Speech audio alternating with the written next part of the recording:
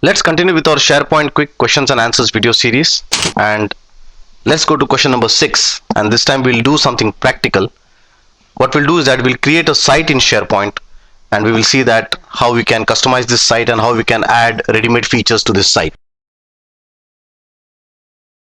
In order to create a site in SharePoint, we need to use the SharePoint Central Administration. So let's click on SharePoint Central Administration. You can find the same in the administrative tools. And it will ask you to log in. So let's provide a password. Put in the username, which is the administrator for the SharePoint, or we can say for this PC, I will say rather, or for the server on which your SharePoint is installed. Now, once you enter your user ID and password, you will see the Central Administration website of SharePoint, by which you can configure SharePoint related aspects. So for instance, there are 3 tabs here: Home, Operations, and Application. Now if you click on the Operations tab, you will see that you can configure in Operations tab server level type of services, for example that service accounts, antiviruses, etc. So this is more of an administrative thing, and this whole video is targeted towards more for programmers. So what I will suggest is that for example, to restore from backup, diagnostic logging, antiviruses. So these things, I hope that a developer can learn by himself. So I will not be going into details of all these things. And in this session, we are targeting more to create the site. So we will not be basically running around doing the administrative things. The second tab is the Applications tab. And now in the Applications tab is basically to configure components which are inside the server. Okay. So you can say that this is more of application level of configuration. So in the application side, you will see something called as a SharePoint Site Management. Click on Create Site Collection, and let's give a nice name to this: Learn SharePoint, and we'll give a nice description for this. This site will help us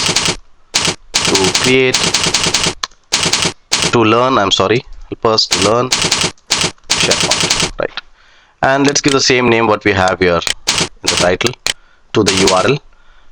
Now there are basically ready-made templates given by SharePoint, and depending on what you want to do, you can use this template. But at this moment, what we'll do is that we'll just select the blank site so that we don't get confused, and let's put the administrative account as the username. Just check it to ensure that we are not moving in any wrong direction, or we are not wrongly typed the username, and we say OK. Now what SharePoint does is it creates for you a URL which basically is your site. Again, it pops up the user ID password text box. So let's give the user ID password. So here's your site. So here's your site configured. At this moment, this site has nothing as such.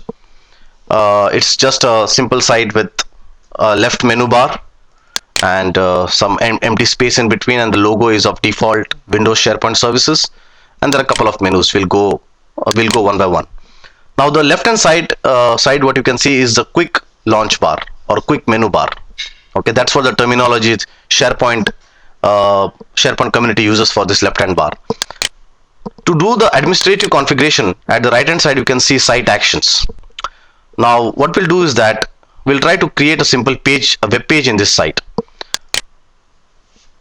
Now when you click on create web page, SharePoint gives you ready-made functionalities which you can use in that web page. For example, if this web page you want to, if let's say that you want to create a discussion board, then you can use the ready-made functionality of discussion board.